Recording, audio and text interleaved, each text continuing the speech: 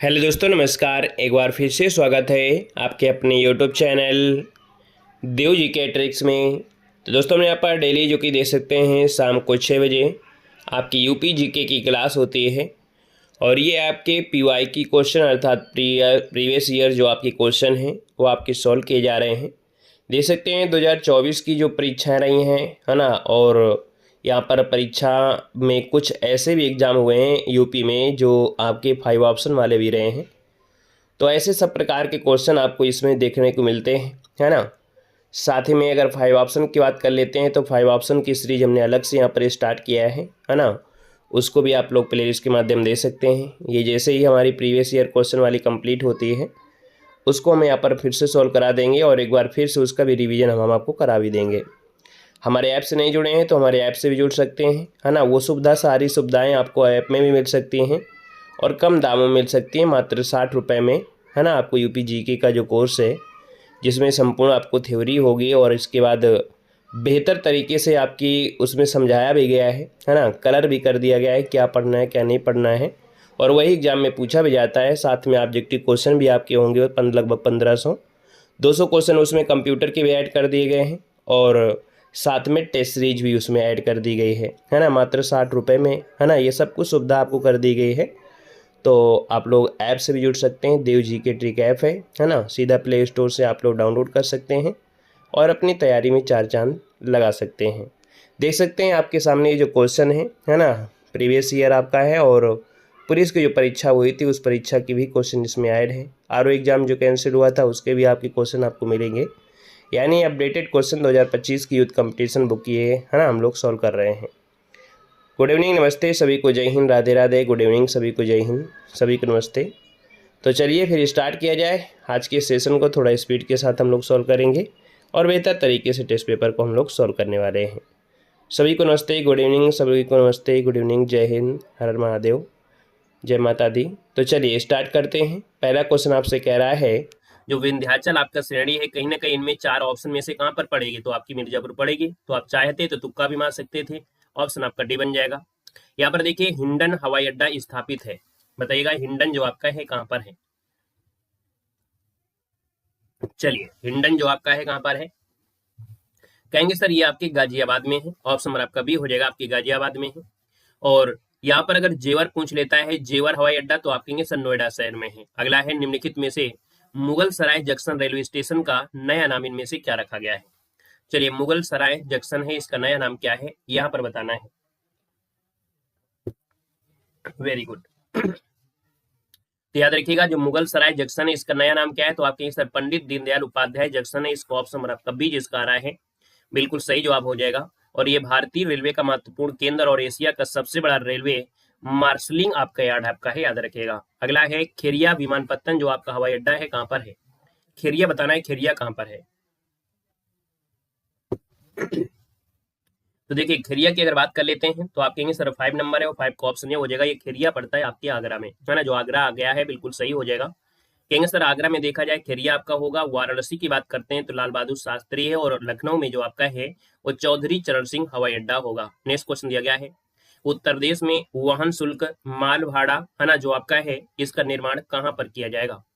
उत्तर प्रदेश में वाहन शुल्क माल भाड़ा गांव जो आपका है इसका निर्माण कहाँ किया जाएगा, यहाँ पर जवाब देना है। बहुत पहले ऐसे क्वेश्चन आपके पूछे जा चुके हैं जो आप लोग सोच रहे हैं बड़े कठिन है ना। ये पहले से ही पढ़ाए जा चुके हैं। यहाँ पर देखा जाए तो आप कहेंगे सर इसका आंसर जो आपका बनेगा 6 में ऑप्शन डी हो जाएगा, वाराणसी। क्या हो जाएगा, वाराणसी, जिसका ऑप्शन आ रहा है बिल्कुल सही हो जाएगा। जो कि देख सकते हैं अंतर्देशीय जलमार्ग प्राधिकरण की ओर से गंगा जलमार्ग बनारस से हल्दिया का प्रमुख केंद्र वाराणसी है। वाराणसी में ही उत्तर प्रदेश का फ्रेट विलेज बनाने का प्रस्ताव है। फ्रेट विलेज वह विशेष क्षेत्र होता है जहां पर परिवहन हो गया, माल वितरण हो गया, लॉजिस्टिक सुविधाएं बड़े पैमाने पर उपलब्ध होती हैं, उसे हम बोलते हैं फ्रेट फ्रेट विलेज कहते हैं, फ्रेट विलेज कहते हैं। अगला क्वेश्चन है कि निम्न से उत्तर प्रदेश का सबसे बड़ा रेलवे स्टेशन इनमें से कौन सा है। चलिए बताइएगा उत्तर प्रदेश का सबसे बड़ा रेलवे स्टेशन इनमें से कौन सा है। भैया आपने पूछा भारत का, लेकिन ये आपसे दिया है उत्तर प्रदेश का।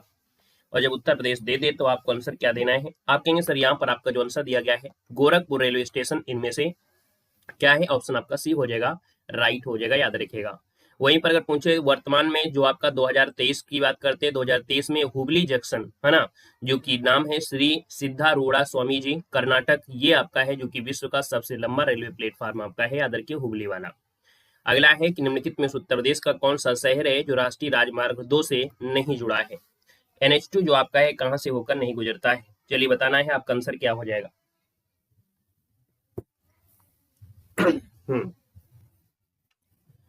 चलिए यहाँ पर देख सकते हैं, आपसे कह रहा है क्या, कह रहा है आगरा है, इटावा है, वाराणसी और आपका कानपुर है। चलो इटावा भी तो इसी में पड़ता है, पड़ता है। आगरा तो उसी लाइन में है, आपसे कह रहा नहीं शब्द आपसे दिया गया, नहीं शब्द दिया है। देखिए कोई ना कोई इसमें स्टार लगा होगा। देखिए राष्ट्रीय राजमार्ग जो 19 है, पूर्ण नाम इसका NH2 था, उत्तर प्रदेश में गुजरने वाला सबसे लंबा राष्ट्रीय राजमार्ग है। यह उत्तर प्रदेश के आगरा से, फिरोजाबाद से, इटावा से, सिकंदरा से, कानपुर से, कौशाम्बी से, प्रयागराज, हंडिया, वाराणसी, चंदौली आदि से होकर बिहार जाता है। तो आप कहेंगे NH19 की कुल लंबाई देखा जाए तो 655 किलोमीटर आपके यूपी में है ना। तो हमने कहा सर इन चारों विकल्प में से NH19 होकर जाती है, इसलिए कोई विकल्प आपका सही नहीं है, इसलिए यहाँ पर स्टार लगा गया है, मतलब 1 नंबर आप लोगों को यहाँ पर मिलना चाहिए था। ठीक है, आएगा कि सर जेवर एयरपोर्ट जिले में बनाया जा रहा है। जो जेवर एयरपोर्ट है वो कहां पर बनाया जा रहा है, बताइए। हमने कहा सर जो जेवर एयरपोर्ट है ये कहां पर बनाया जा रहा है, तो जेवर कहाँ हो जाएगा, गौतम बुद्ध नगर में हो जाएगा, ऑप्शन नंबर आपका सी हो जाएगा। ठीक है ना। और ये शहर जो आपका यह शहर ग्रेटर नोएडा के उपनगरीय इलाके में है ना, यमुना नदी के पूर्वोत्तर तट में स्थित है। भारत का सबसे बड़ा हवाई अड्डा नई दिल्ली में स्थित इंदिरा गांधी हवाई अड्डों में से आपका आता है, जो कि BGB रहता है। निम्न में से कौन सा शहर है जो उत्तर प्रदेश में राष्ट्रीय राजमार्ग 2 से नहीं जुड़ा है। देखिए 10 नंबर आपका दिया गया है। 10 नंबर की बात कहते हैं तो आपके देखिए आगरा जुड़ा है, अभी बताया था, इलाहाबाद भी है, वाराणसी है, लेकिन लखनऊ जो आपका आता है NH2 में से आपका नहीं जुड़ा है, इसलिए ऑप्शन नंबर आपका सी राइट हो जाएगा, लखनऊ। अगले क्वेश्चन कराते हैं कि उत्तर प्रदेश का लाल बहादुर शास्त्री अंतर्राष्ट्रीय हवाई अड्डा कहाँ पर है। 11 की बात करते हैं तो आप कहेंगे सर ये आपकी वाराणसी में है, कहाँ पर है, वाराणसी हो जाएगा। चकेरी की बात करते हैं कानपुर, चौधरी चरण सिंह आपके लखनऊ में है, खेरिया कहाँ पर है, आपके आगरा में है। चकेरी हवाई पट्टी कहाँ पर अवस्थित है, जब आपको चकेरी पता है तो चकेरी कानपुर में ही होगा, और कानपुर में होगा तो ऑप्शन आपका बी हो जाएगा। ठीक है ना। और यहाँ पर देखो वर्तमान में 5 दिए गए, 5 आपके कौन कौन से हैं, तो लखनऊ का चौधरी चरण सिंह अंतर्राष्ट्रीय हवाई अड्डा है ना, ये आपके उत्तर प्रदेश के वर्तमान में 5 अंतर्राष्ट्रीय हवाई अड्डे हैं, क्योंकि चौधरी चरण सिंह हो गया, वाराणसी का लाल बहादुर हो गया, कुशीनगर अंतर्राष्ट्रीय हो गया, नोएडा अंतर्राष्ट्रीय हो गया, अयोध्या का मर्यादा पुरुषोत्तम श्री राम अंतर्राष्ट्रीय हवाई अड्डा हो गया। राज्य में घरेलू हवाई अड्डों की संख्या आपकी 6 है, जो कि प्रयागराज, गोरखपुर, आगरा, बरेली, कानपुर और गाजियाबाद। स्क्रीनशॉट ले लीजिएगा। अगला क्वेश्चन दिया गया है कि कुशीनगर विमानपत्तन को कब अंतर्राष्ट्रीय विमानपत्तन घोषित किया गया था। तो यहाँ पर देखा जाए तो आप कहेंगे सर 2020 में है ना, उत्तर प्रदेश के कुशीनगर जिले में जो आपका कुशीनगर हवाई अड्डा है वो 24 जून 2020 को प्रधानमंत्री मोदी की अध्यक्षता वाली केंद्रीय मंत्रिमंडल ने इसे अंतर्राष्ट्रीय स्तर का हवाई अड्डा घोषित किया था। यहाँ पर आगे बढ़ते हैं, क्वेश्चन दिया गया है उत्तर प्रदेश में चौधरी चरण सिंह, देखिए वही क्वेश्चन आपका आ गया, चौधरी चरण सिंह आप कहेंगे सर लखनऊ हो जाएगा, डी नंबर आपका बनेगा। अगला है उत्तर पूर्वी रेलवे का मुख्यालय कहाँ पर है, आपसे कह रहा है सर उत्तर है ना और पूर्वी, तो इसका मतलब है उत्तर ये है, पूरब ये है, और उत्तर पूर्वी रेलवे की इस बात कर रहा है, तो 15 का ऑप्शन क्या हो जाएगा, यहाँ पर आपका गोरखपुर हो जाएगा ना, ऑप्शन नंबर आपका सी गोरखपुर इसका आंसर राइट हो जाएगा। यहाँ पर आगे बढ़ते हैं, क्वेश्चन आपसे कह रहा है, देखो एक क्वेश्चन यहाँ से ये बनता है रेलवे में से कि उत्तर पूर्वी रेलवे का मुख्यालय गोरखपुर में है। उत्तर पूर्वी जो आपका पूर्वोत्तर रेलवे उत्तर प्रदेश, उत्तराखंड और बिहार राज्यों से होती है, पश्चिम से पूर्व को जाती है। वर्तमान में पूर्वोत्तर रेलवे में से 3 मंडल आपके हैं, जिनके मुख्यालय एक वाराणसी है, लखनऊ है और आपका इज्जतनगर में है ना, यूपी में ही है। अगला हाल ही में उत्तर प्रदेश राज्य में गंगा एक्सप्रेसवे परियोजना की आधारशिला रखी गई थी, वो कितने किलोमीटर लंबा होगा। दोस्तों यहाँ पर देख सकते हैं, ये जो आपका गंगा एक्सप्रेसवे है इसकी लंबाई पूछा गया है, तो दोस्तों 594 किलोमीटर, कितनी है, 594 किलोमीटर है। मेरठ से प्रयागराज, कहाँ से, तो याद रखिए मेरठ से प्रयागराज के बीच 6 लेन आपका बनाया गया है, जो कि उत्तर प्रदेश के 12 जिलों है ना और 518 गांव से होकर गुजरेगा। इस एक्सप्रेसवे को दिसंबर 2024 तक जनता के लिए खोल दिया गया है। यहाँ पर अगला है, निम्नलिखित में से कौन ग्रैंड ट्रंक रोड के तहत आपका नहीं आता है, अर्थात GT रोड के तहत आपका नहीं आता है। GT रोड में देखिए आपका, देखिए कानपुर है, प्रयागराज है, अलीगढ़ है, हमने कहा सर लखनऊ नहीं आता है, ऑप्शन नंबर क्या होगा, लखनऊ हो जाएगा। अगले क्वेश्चन कराते हैं, देखिए एक वहां पर जो GT रोड है ना, ग्रैंड ट्रंक रोड है, ये उत्तर प्रदेश का सबसे लंबा राष्ट्रीय राजमार्ग भी है, जिसे राष्ट्रीय राजमार्ग जाना जाता है। इस सड़क को दोस्तों सड़क ए आजम या बादशाही सड़क के नाम से भी जाना जाता है। कभी कभी जीटी रोड ना दिए तो आपको ये भी बता देना है कि सर ये ही आपका है जिसका नाम सड़क आजम है, इसी का नाम बादशाही सड़क के नाम से भी जानते हैं। आइएगा नेक्स्ट क्वेश्चन में कि हाल ही में प्रधानमंत्री श्री नरेंद्र मोदी जी ने अयोध्या में नवनिर्मित हवाई अड्डे का उद्घाटन किया है, और इस नवनिर्मित हवाई अड्डे का नाम बताया ना कि यहाँ पर इसका नाम है क्या, इसका जो नाम है वो आपका है क्या। सेशन को लाइक जरूर कर दीजिएगा जितने साथी यहाँ पर जुड़ चुके हैं या इस वीडियो को देख रहे हैं, अभी तक सेशन को लाइक नहीं किए हैं तो एक बार सभी लोग सेशन को लाइक भी करिएगा। चलिए 18 का ऑप्शन आ रहा है, यहाँ पर आंसर नंबर आपका सी वाला, ठीक है। महर्षि वाल्मीकि अंतरराष्ट्रीय हवाई अड्डा है। वेद व्यास कहाँ है भाई, वेद व्यास नहीं है, वाल्मीकि है। ऑप्शन नंबर आपका बनेगा सी नंबर है, राइट हो जाएगा, ठीक है ना। और इसका नाम भी चेंज हुआ था, इसके पूर्व इसका नाम था मर्यादा पुरुषोत्तम श्री राम अंतरराष्ट्रीय हवाई अड्डा। अगला क्वेश्चन आपसे दिया गया है कि गंगा नदी के निम्नलिखित में से किस भाग को राष्ट्रीय जलमार्ग घोषित किया गया है। तो दोस्तों याद रखिएगा, जो राष्ट्रीय जलमार्ग है इनमें से आपका है कौन। यहाँ पर कहेंगे सर, यहाँ पर देखा जाए जो प्रयागराज से हल्दिया है, ऑप्शन नंबर आपका डी यहाँ पर राइट हो जाएगा। कुल लंबाई पूछे तो आपको 1620 किलोमीटर समथिंग आपकी है। यही वाटर हाईवे 1 है और ये सबसे बड़ा, देश का सबसे बड़ा राष्ट्रीय जलमार्ग आपका है। अक्टूबर 2021 में कुशीनगर में अंतरराष्ट्रीय हवाई अड्डे के उद्घाटन के संदर्भ में कौन सा कथन आपका सही है। 20 नंबर को ऑप्शन देना है कि लैंड करने वाली पहली उद्घाटन फ्लाइट श्रीलंकाई एयरलाइंस की थी। क्या यह बात आपकी सही ये है। कुछ कूट इस प्रकार से दी गई है। कुशीनगर उत्तर प्रदेश का चौथा आपका नहीं होगा क्योंकि ये 5वें नंबर का आपका बना था, इसलिए आप कहेंगे दूसरा गलत है, केवल फर्स्ट नंबर आपका यहाँ पर सही हो जाएगा, ओनली फॉर 1। अगला क्वेश्चन आपसे दिया गया है और आपसे कह रहा है कि सर उत्तर प्रदेश सरकार की महत्वाकांक्षी 8 लेन नियंत्रित गंगा एक्सप्रेसवे परियोजना का विस्तार उत्तर प्रदेश के किन दो परस्पर अधिकतम दूरी वाले जनपदों के मध्य प्रस्तावित है। तो ये जो आपका है आप कह सकते गंगा एक्सप्रेसवे वो किन के बीच आपका है। चलिए किन के बीच है, ये नोएडा और या जो आपका गाजीपुर है, नोएडा और गाजीपुर है। नोट करिएगा, ऑप्शन नंबर आपका डी हो जाएगा कि सर उत्तर प्रदेश सरकार ने सड़क परिवहन को अधिक गति देने के लिए 2009 से 10 के बजट में 1024 किलोमीटर लगभग आपकी 594 है ना कह सकते हैं किलोमीटर की स्वीकृति दिया था। गंगा एक्सप्रेसवे परियोजना का शुभारंभ किया था नोएडा से गाजीपुर। वर्तमान में जो आपका गाजीपुर है वो आपकी बलिया में आपका जाएगा। तो आप कहेंगे सर यहाँ पर नोएडा से आप बलिया लगा सकते हैं, कोई दिक्कत नहीं है। अगला है जनरथ नाम दिया गया है। ये क्वेश्चन अभी हाल ही में पूछा गया था 5 ऑप्शन के साथ। हाँ बिल्कुल सही है। आप कहेंगे सर यहाँ पर जनरथ सेवा जो आपकी है यहाँ पर आपका 22 नंबर में क्या बनेगा। हमने कहा सर 22 नंबर है। और 22 की अगर बात कर लेते हैं, जनरथ नाम सुने होंगे सर, ये जो आपको उत्तर प्रदेश सरकार द्वारा प्रारंभ किया गया है निम्न लागत वाला एसी बस सेवा है। यहाँ पर आंसर आपका डी हो जाएगा, राइट हो जाएगा, है ना। अगले क्वेश्चन को आते हैं।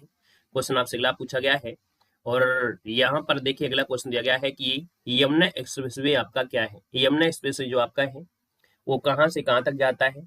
तो अभी बताया यमुना एक्सप्रेसवे ग्रेटर नोएडा से आप आगरा लगाइएगा। ऑप्शन नंबर आपका बी हो जाएगा कि सर ग्रेटर नोएडा से आगरा इसका जो आंसर है राइट हो जाएगा। याद रखिएगा ये 6 लेन आपका है ग्रेटर नोएडा से आगरा, है ना, 165.5 किलोमीटर। ताज अंतर्राष्ट्रीय हवाई अड्डे का निर्माण किया जा रहा है। चलिए बताना है कि सर ताज अंतर्राष्ट्रीय हवाई अड्डा है और इसका निर्माण जो किया जा रहा है ना, वो कहाँ पर किया जा रहा है। तो कहेंगे सर ये गौतम बुद्ध नगर जनपद है। ऑप्शन नंबर आपको बी देना है, आगरा मत लगा देना है, यहाँ पर आंसर आपको बी देना है। अगला क्वेश्चन यहाँ पर दिया गया है यूपी में शुरू होने वाला सबसे लंबा राष्ट्रीय राजमार्ग कौन सा है। तो आप कहेंगे सर यूपी में शुरू होने वाला जो आपका है NH7 आपका है ना, NH7 आपका है। यहाँ पर जो आंसर है वो आपका ये नंबर है, यहाँ पर राइट हो जाएगा। उत्तर प्रदेश के वाराणसी शहर को भारत के दक्षिणी राज्य तमिलनाडु की कन्याकुमारी शहर को आपको जोड़ता है। यहाँ पर अगला क्वेश्चन है सूची फर्स्ट को सूची सेकंड से सुमेलित करना है। बमरौली जो हवाई अड्डा है वो आपकी इलाहाबाद में मिल जाएगा, इलाहाबाद हो जाएगा। चकेरी की बात करते हैं तो चकेरी आपके कानपुर में मिल जाएगा, ठीक है, कानपुर हो जाएगा। हिंडन की बात करते हैं, हिंडन गाजियाबाद हो जाएगा, है ना, गाजियाबाद हो जाएगा। और फुर्सतगंज आपका रायबरेली में हो जाएगा। देख लीजिएगा जो भी ऑप्शन यहाँ पर मिल रहा हो आप मिलान कर सकते हैं। 26 नंबर में कौन सा ऑप्शन आ रहा है, यहाँ पर ऑप्शन आपका 4 के साथ 3 1 2, ऑप्शन नंबर आपका डी यहाँ पर राइट हो जाएगा। यहाँ पर स्क्रीनशॉट लीजिएगा। उत्तर मध्य रेलवे का मुख्यालय है ना, उत्तर यहाँ पर दिया है, इसके मध्य में जो आपका है उसका मुख्यालय क्या है, जिसे हम लोग NCR कहते हैं, है ना, क्या कहते हैं, NCR कहते हैं। और ये आपका प्रयागराज अर्थात आपका इलाहाबाद हो जाएगा, ठीक है। अगले क्वेश्चन कराते हैं कि उत्तर प्रदेश में पूर्वांचल एक्सप्रेसवे मार्ग निम्नलिखित में से कहाँ से नहीं गुजरेगा। पूर्वांचल एक्सप्रेसवे याद रखिएगा, जो पूर्वांचल एक्सप्रेसवे है ना, ये आपकी फैजाबाद है, आजमगढ़ है, मऊ है, लेकिन बस्ती से नहीं गुजरेगा। यहाँ पर आंसर नंबर आपका बनेगा ये नंबर। अब याद रखिएगा कि जो लखनऊ के चांद सराय से गाजीपुर के हैदरिया तक लगभग आपके 341 किलोमीटर लंबा पूर्वांचल एक्सप्रेस मार्ग है। 9 जिलों से आपका गुजरेगा दोस्तों, याद रखिएगा कि लखनऊ, बाराबंकी, अमेठी, सुल्तानपुर, अयोध्या, इसके बाद अम्बेडकर नगर, आजमगढ़, मऊ और आपकी गाजीपुर को ये जोड़ेगी, याद रखिएगा। ये बस्ती से नहीं जाता है, ठीक है ना। यहाँ पर अगला क्वेश्चन है कि आगरा लखनऊ एक्सप्रेसवे की लंबाई लगभग कितनी है, यहाँ पर देना है आपका जो आंसर है। यहाँ पर राइट क्या हो जाएगा, 29 नंबर में। हमने कहा सर 29 नंबर है, 29 का ऑप्शन यहाँ पर हो जाएगा, कौन सा हो जाएगा, 300.2। तो ऑप्शन इसका नियरेस्ट आप ये दे दीजिएगा। यहाँ पर नंबर आपका ये हो जाएगा, याद रखिएगा क्या बनेगा, यहाँ पर आंसर नंबर आपका ये हो जाएगा। इसकी लंबाई लगभग 302 किलोमीटर आपकी है। और यहाँ पर आगरा के इनर रिंग रोड से प्रारंभ होता है, फिरोजाबाद, मैनपुरी, इटावा, औरैया, कन्नौज, हरदोई, कानपुर, नगर, उन्नाव होते हुए लखनऊ में समाप्त हो जाती है। ये जो आगरा लखनऊ आपका एक्सप्रेसवे आपका है। सूची फर्स्ट को सूची सेकंड से सुमेलित कर लेना है। लखनऊ जाएंगे तो अमौसी आपका एयरपोर्ट मिलेगा। वाराणसी की बात करते हैं तो बाबतपुर हो जाएगा। कानपुर की बात करते हैं चकेरी हो जाएगा। आगरा की बात करते हैं खेरिया होगा। जो भी ऑप्शन मिल जाए, जो भी ऑप्शन आपको मिल जाए, कौन सा ऑप्शन मिल रहा है यहाँ पर देखिएगा आपका 3-1 है ना, 3-1। इसके बाद मतलब ऑप्शन आपका डी नंबर राइट हो जाएगा। अगला क्वेश्चन आपसे कह रहा है जीटी रोड नहीं गुजरता है। बिल्कुल रट गया होगा आपको क्वेश्चन की सर प्रयागराज से, आगरा से, मुगलसराय से, अलीगढ़ से नहीं गुजरता है। ऑप्शन नंबर आपका सी हो जाएगा। अगला क्वेश्चन आपसे कह रहा है देखो जीटी रोड अलीगढ़ से होकर नहीं गुजरता, तो कहाँ से, देखो आगरा, फिरोजाबाद, इटावा, कानपुर, फतेहपुर, प्रयागराज, वाराणसी है ना, मुगल सराय, कोलकाता तक ये जाता है। अगला क्वेश्चन है कि राष्ट्रीय राजमार्ग विकास परियोजना के उत्तर, दक्षिण और पश्चिम जो गलियारे हैं, पूर्व पश्चिम गलियारे हैं, ये गलियारे जो मिलते हैं वो आपके कहाँ पर मिलते हैं। आप कहेंगे सर ये आपकी झांसी मिलते हैं। ऑप्शन नंबर आपका बी राइट हो जाएगा।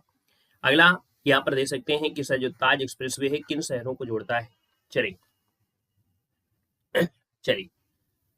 यहाँ पर बताना है कि सर जो ताज एक्सप्रेसवे है किन शहरों को जोड़ता है, किन शहरों को जोड़ता है।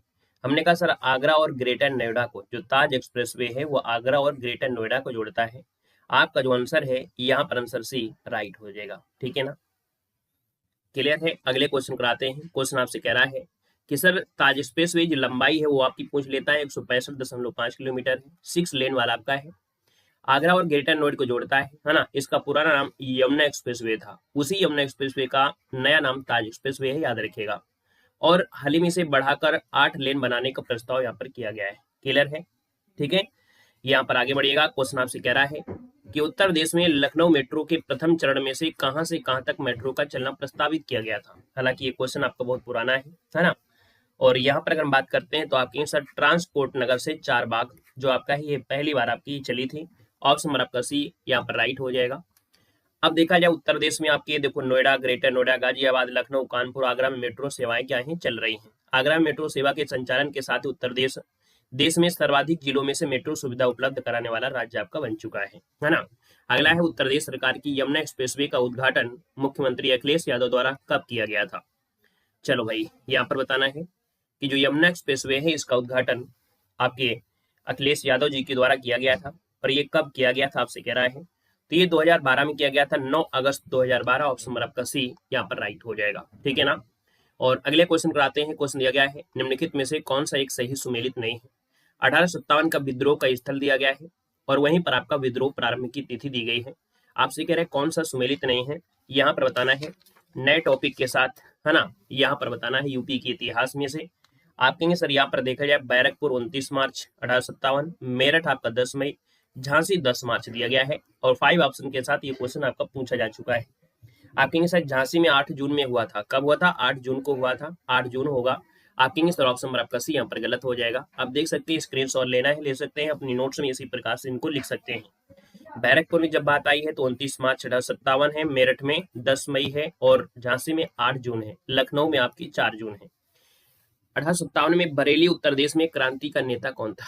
जब हम बात करते हैं बरेली में और बरेली की बात आई है तो आपके खान बहादुर खान है जिन्होंने बरेली से नेतृत्व किया था। ऑप्शन नंबर आपका सी यहाँ पर राइट हो जाएगा। दोस्तों याद रखिएगा कि यहाँ पर जो खान बहादुर खान थे इनके द्वारा कह सकते हैं कि 31 मई 1857 को बरेली में आजादी की घोषणा की गई। बरेली पर पुनराधिकार करने के पश्चात अंग्रेजों ने 24 फरवरी 1860 को मौत की सजा दिया था। अब देखा जाए तो यही क्वेश्चन बार बार मिलेंगे, है ना, कि नाना साहब कहाँ से, कानपुर से, हजरत महल जिन्हें जो परी कहते हैं, महक परी, लखनऊ में। रानी लक्ष्मीबाई झांसी से। मौलवी अहमदुल्ला आपकी फैजाबाद से। कुंवर सिंह आपके बिहार के आरा से।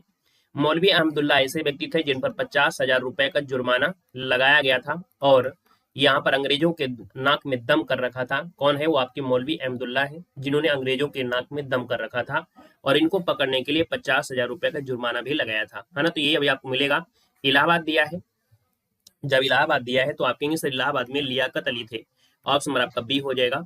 इलाहाबाद लियाकत अली, जगदीशपुर में कुंवर सिंह, कानपुर नाना साहब और तात्या टोपे, झांसी में रानी लक्ष्मीबाई और तात्या टोपे, है ना। कहेंगे सर जी दो दो जगह, तो आप कहेंगे सर ये तो आपकी बिल्कुल साथ ही में खेलने वाले थे, है ना, इसलिए आप कह सकते हैं कानपुर में रहते थे और इसके बाद झांसी में भी रहते थे। यहाँ पर भारत में झांसी राज्य को ब्रिटिश साम्राज्य का हिस्सा किसके द्वारा बनाया गया था? दोस्तों याद रखिएगा, यहाँ पर हड़प नीति के माध्यम से, है ना, किसके माध्यम से? हड़प नीति के माध्यम से। ऑप्शन नंबर आपका ए यहाँ पर राइट हो जाएगा। आपको याद होगा कि जो भारतीय राज्य का रियासत का दर्जा उस समाप्त तक मान लिया जाता था जब उसका कोई वयस्क उत्तराधिकारी नहीं होता था। यहाँ पर अगला दिया गया है सर, अलीगढ़ किले में द्वितीय आंग्ल मराठा युद्ध के दौरान अलीगढ़ की लड़ाई कब लड़ी गई थी? अलीगढ़ ताला नगरी के नाम से जानते हैं। और दोस्तों याद रखिएगा, अलीगढ़ की जो लड़ाई है ना, द्वितीय आंग्ल मराठा युद्ध जो हुआ था 5 नंबर में, वो ऑप्शन आपका ये हो जाएगा सितंबर 1803 में। ऑप्शन नंबर आपका ये हो जाएगा। इस क्वेश्चन को हल्के में नहीं लेना है, क्योंकि यही क्वेश्चन आपको जब ज्यादा, है ना, ज्यादा कठिन क्वेश्चन लगते हैं तो फिर आपको ऐसे ही क्वेश्चन मिल जाते हैं।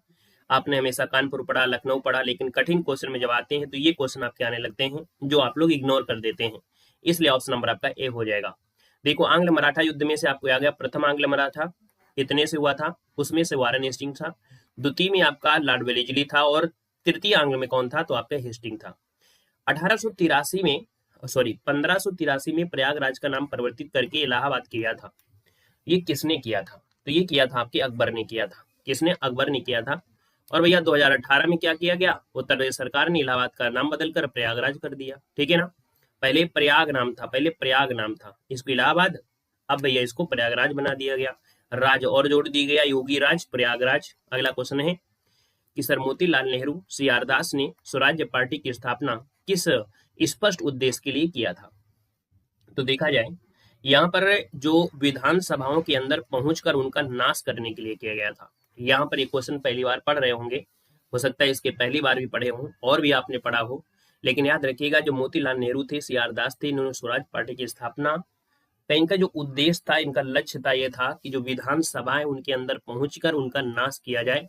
तो ऑप्शन नंबर आपका ये हो जाएगा। आप देख सकते हैं इसमें अच्छी तरीके से दिया गया है कि सर 1923 में मोतीलाल नेहरू और सीआर दास ने इलाहाबाद में कांग्रेस खिलाफत स्वराज पार्टी का गठन किया, जिसे समानता स्वराज पार्टी कहा जाता है। इसके अध्यक्ष सीआर दास थे। मोतीलाल नेहरू जो आपके थे वो सचिव थे।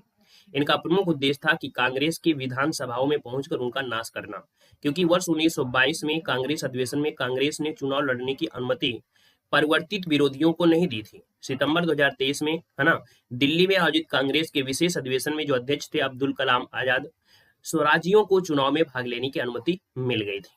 क्लियर है? आइएगा अगले क्वेश्चन के साथ। वेरी गुड, बहुत अच्छी बात है, आपने पढ़ा है। गांधी जी की पहली महत्वपूर्ण सार्वजनिक उपस्थिति कहाँ हुई थी? सही विकल्प आपको चुनना है। देखिए 8 नंबर है और 8 नंबर की बात करते हैं तो आप कहेंगे सर यहाँ पर देखा जाए तो आपका, देखिए भैया 8 नंबर दिया है, थोड़ा क्वेश्चन को समझिएगा कि गांधी जी की पहली महत्वपूर्ण सार्वजनिक उपस्थिति कहाँ हुई थी? बिहार, लखनऊ, बनारस या अहमदाबाद? सार्वजनिक रूप से आपसे पूछा गया है। सार्वजनिक की बात करते हैं तो आपकी बिहार में जो चंपारण हुआ था, यहाँ पर जो आंसर है वो आपका ये नंबर इसका राइट हो जाएगा। आपको याद होगा कि 9 जनवरी 1915 को दक्षिण अफ्रीका से गांधी जी आ गए थे। गुजरात के साबरमती में आश्रम स्थापित किया। भारत आने के बाद किसी आंदोलन में भाग न लेकर भारत भ्रमण पर निकल पड़े। इसी दौरान मदन मोहन मालवीय के बुलाने पर बनारस हिंदू विश्वविद्यालय के स्थापना समारोह में गए, है ना। बनारस जाते हैं, वहां के 1916 में गांधी प्रसिद्ध भाषण देते हैं जिसमें बनारस की गंदगी की निंदा करते हैं और उपस्थित राजा महाराजों की आलोचना भी करते हैं, है ना। यहाँ पर अगले क्वेश्चन कराते हैं। इस क्वेश्चन में फिर गड़बड़ी होना चाहिए भाई, इसका डिस्क्रिप्शन अलग प्रकार से है क्यों भाई? यहाँ पर चंपारण है, लेकिन उसके पहले देखो बिहार से पहले आपकी बनारस लगाइएगा, इसका ऑप्शन सी, ठीक है। याद रखिएगा यहाँ पर ऑप्शन सी दिया गया है, क्योंकि आपसे कह रहे हैं कि भैया पहले 15 में आए, 16 में भ्रमण कर रहे थे और 16 में ही जब उद्घाटन हुआ था बीएचयू का तो ये आपके गए थे। उसके बाद 17 में गए थे चंपारण, तो आपको बिहार नहीं लगाना है, आपको बनारस लगाना है। यहाँ पर ऑप्शन सी होगा, शायद किताब में भी सी है ना, हमने ध्यान भी नहीं दिया था। तो बीएचयू में इन्होंने क्या किया था, उद्घाटन समारोह में आपके शामिल भी हुए थे, है ना। चलिए अगला क्वेश्चन दिया गया है कि सर चौरी चौरा घटना उत्तर प्रदेश में कहाँ पर हुई थी। 9 नंबर दिया है। 9 की बात करते हैं तो आप कहेंगे सर गोरखपुर हो जाएगा, ऑप्शन नंबर आपका ए यहाँ पर राइट हो जाएगा, ठीक है ना। अगला क्वेश्चन आपसे कह रहा है कि सर देखिए यहाँ पर 4 फरवरी की बात है, 1922 को घटित हुई थी। कहीं कहीं पर आपको 5 फरवरी भी आपको मिलेगा, परेशान नहीं होना है। यहाँ पर देख सकते हैं कि यहाँ पर एक पुलिस स्टेशन पे आग लगा दिया था, जिसके कारण 22 पुलिस कर्मियों की मौत हो गई थी। इस घटना को देखकर महात्मा गांधी ने असहयोग आंदोलन वापस ले लिया था। अगला है कि गौतम बुद्ध ने धर्मचक्र परिवर्तन के रूप में अपना पहला धर्मोपदेश जो दिया वो कहाँ पर दिया था। कहेंगे सर जी आपके सारनाथ में दिया था, ऑप्शन नंबर आपका ए यहाँ पर राइट हो जाएगा, है ना। माना जाता है कि उत्तर प्रदेश के मध्य में स्थित अपनी माँ को उपदेश देने के बाद गौतम बुद्ध ब्रह्मा और देवराज इंद्र के साथ अवतीर्ण हुए थे। देखो हमने कहा था ना, एक दिन आपको बताया था कि ये जो स्थान है यहाँ पर गौतम बुद्ध की घटना से कोई नहीं है, लेकिन एक घटना होती है, ये घटना होती है आपकी संकिसा में। संकिसा, ये संकिसा में क्या हुआ माना जाता है ना, क्या बोला गया है कि अपनी माँ को उपदेश देने के बाद गौतम बुद्ध ब्रह्मा और देवराज इंद्र के साथ अवतीर्ण हुए थे। दोस्तों ये आपका संकिसा, ऑप्शन नंबर आपका ए इसका राइट हो जाएगा। ये संकिसा फर्रुखाबाद में आपका है। यहाँ पर अगला है वैदिक काल में विद्यमान निम्नलिखित ऋषियों संतों में से कौन सा उत्तर प्रदेश से संबंधित आपका नहीं है। देखिए उत्तर प्रदेश में से कौन नहीं संबंधित है। आप कहेंगे सर याज्ञवल्क्य हैं, भरद्वाज है, अत्रि है और आपके पार्श्वनाथ हैं। यहाँ पर जो आपका आंसर है वो आपका ए हो जाएगा याज्ञवल्क्य। क्या हो जाएंगे, याज्ञवल्क्य। याज्ञवल्क्य का जो संबंधित है वो आपके गुजरात से है, बाकी भरद्वाज प्रयाग से हैं, अत्रि चित्रकूट से हैं, पार्श्वनाथ वाराणसी से हैं। अगला क्वेश्चन है कि सर 1857 का भारतीय विद्रोह निम्नलिखित में से किस स्थान पर आरंभ हुआ था। तो देखिए 13 नंबर की बात करते हैं तो आप कहेंगे सर ये मेरठ से स्टार्ट हुआ था, 10 मई को डेट याद रखना है ना। रविवार के दिन मेरठ की पैदल टुकड़ी आपकी जो है ना। यहाँ पर अगले क्वेश्चन कराते हैं, आपसे कह रहा है सर पंचमहल इनमें से किस भारतीय शहर में है। पंचमहल जो आपका है किस भारतीय शहर में है। तो पंचमहल की बात कर लेते हैं, आप कहेंगे सर फतेहपुर सीकरी हो जाएगा, ऑप्शन नंबर आपका डी इसका राइट हो जाएगा। यहाँ पर याद है कि इसकी स्थापना मुगल बादशाह अकबर द्वारा की गई थी। यह फतेहपुर सीकरी किले की सबसे ऊंची इमारत है। पिरामिड आकार में बने पंचमहल को हवा महल भी कहते हैं। इसका मतलब है ये जो पंचमहल है इसको उपमा दी गई है हवा महल से, है ना। पहली मंजिल के खंभों पर शेष मंजिलों का संपूर्ण भार यहाँ पर है। अगला है 23वें तीर्थकर पार्श्वनाथ का जन्म कहाँ हुआ था। 23वें तीर्थकर जो आपके पार्श्वनाथ हैं इनका जो जन्म है वो आपके हुआ कहाँ था। तो आप कहेंगे सर इनका जन्म आपके बनारस में हुआ था, ऑप्शन नंबर आपका बी राइट हो जाएगा। वाराणसी में आपका भेलूपुर आपका है वहां पर हुआ था, है ना। 30 वर्ष की आयु में गृह त्याग दिया था, 83 दिन की कठोर तपस्या किया था। 84वें दिन उन्हें क्या हुआ था कि भैया ज्ञान की प्राप्ति हुई। अंत में अपना निर्वाण काल समीप जानकर ही श्री सम्मेद शिखर जी जो झारखंड में पारसनाथ की पहाड़ी है वहां पर चले गए थे। वहां पर श्रावण शुक्ल सप्तमी को उन्हें मोक्ष की प्राप्ति हुई थी। ये जो आपका सम्मेद आपका है ना, सम्मेद शिखर, ये आपने पढ़ा होगा। आपके गौरव सुर ने जब दर्शन कराया था झारखंड का, है ना, तब आपने इस चीज को पिक के माध्यम से देखा होगा, है ना। तो वही आपके हैं जो आपके 23वें तीर्थकर थे आपके पार्श्वनाथ है ना। वही इसलिए प्रसिद्ध है जो झारखंड में पारसनाथ की पहाड़ी है, वहीं पर सम्मेद शिवाजी शिखर जी है जिनका संबंध किससे है तो जैन धर्म से है, याद रखिएगा। क्लियर है, ठीक है भाई। आइएगा नेक्स्ट क्वेश्चन के साथ। नेक्स्ट क्वेश्चन आपसे दिया गया है और आपसे कह रहा है कि सर संत कबीर किसके शिष्य हैं। संत कबीर हैं, यहाँ पर इनके जो शिष्य हैं संत कबीर किसके शिष्य थे। यहाँ पर देखा जाए तो 16 नंबर की बात करते हैं तो आप कहेंगे सर ये आपके रामानंद, है ना। संत कबीर किसके थे, वो आपके रामानंद, याद रखिएगा। संत कबीर रामानंदो, है ना, रामानंद के शिष्य थे। रामानंद 14वीं शताब्दी उत्तर भारत के गंगा नदी क्षेत्र में वैष्णव संत थे। कबीर रामानंद के 12 शिष्यों में से एक थे। कबीर हिंदी साहित्य के भक्ति काल के निर्गुण शाखा ज्ञान मार्गी शाखा के महान कवि हैं। तो देखो इनसे ढेर सारे क्वेश्चन बनेंगे। कबीर जो आपके भक्ति काल से हैं, कौन सी शाखा से, निर्गुण शाखा से हैं, कौन सी आपके मार्गी से, ज्ञान मार्गी से आपके जुड़े हैं। अगला है निम्नलिखित में से किस मुगल शासक की बेगम का जो मकबरा है मरियम उज जमानी सिकंदरा में स्थित है। मरियम उज जमानी जो आपका है यहाँ पर 17 नंबर में जो ऑप्शन है वो आपका ये हो जाएगा, यहाँ पर अकबर इसका आंसर राइट हो जाएगा, अकबर की बेगम। यहाँ पर देखिए मकबरा जहांगीर ने अपनी माँ जहांगीर की मां मरियम उज्जमानी की याद में बनवाया था। अकबर के मकबरे के पास उनकी अंतिम इच्छा के अनुसार स्थित है। गौतम बुद्ध के जीवन की किस घटना को भारतीय कला में पहिया और हिरण द्वारा दर्शाया गया है? दोस्तों, पहिया और हिरण में यह है आपका पहला उपदेश, है ना। इन्होंने जो पहला उपदेश दिया है भारतीय कला में, ये पहिया और हिरण द्वारा दर्शाया गया है, अपने धर्म को दिया गया है। पहले 5 तपस्वी शिष्यों को हिरण, मतलब जो आपका हिरण पार्क है, कहाँ पर? सारनाथ में, है ना, वाराणसी उत्तर प्रदेश में उपदेश दिया था। तो हिरण पार्क पूछे कहाँ है, तो आपके सर सारनाथ है। और यहाँ पर देखा जाए तो 5 शिष्यों को दिया था। जो कि ज्ञान, दीवान ए आम निर्मित संगमरमर से लाई गई। दीवान ए आम यहाँ पर 19 नंबर है। और 19 नंबर की बात करते हैं तो आपका आंसर हो जाएगा सर मकराना से लाई गई। दीवान ए आम निर्मित जो संगमरमर है, ये संगमरमर ला गया था मकराना से। सबसे अच्छा जो आपका कह सकते हैं माना जाता है संगमरमर, वो मकराना का है ना। मकराना से मंगाए जाते थे। आपके शाहजहां ने दिल्ली के लाल किले में भी दीवान ए आम का निर्माण भी मकराना पत्थर से ही करवाया था। अगला है कि भारत के स्वतंत्रता संघर्ष के दौरान निम्नलिखित में से किसने सत्यमेव जयते नारे का प्रयोग किया है? सत्यमेव जयते नारा है और इसका जो प्रयोग किया है यहाँ पर देखा जाए तो 20 नंबर का जो ऑप्शन आएगा वो राइट क्या हो जाएगा? तो आप कहेंगे सर यहाँ पर आपके भारत के स्वतंत्रता संघर्ष के दौरान निम्नलिखित में से सत्यमेव जयते नारे का प्रयोग किया था। देखो यहाँ पर प्रयोग दे दिया है, क्या दिया है? प्रयोग दिया गया है। और जब प्रयोग दिया है तो इसका जो ऑप्शन है आपका हो जाएगा D number, Pandit Madan Mohan Malviya. Screenshot ले लीजिएगा, यहाँ पर दिया है प्रयोग, तो ऑप्शन आपका डी यहाँ पर राइट हो जाएगा। ठीक है ना। और अगला क्वेश्चन है 1857 के स्वतंत्रता संग्राम में लखनऊ का नेतृत्व किसने किया था? इसका जवाब दीजिएगा।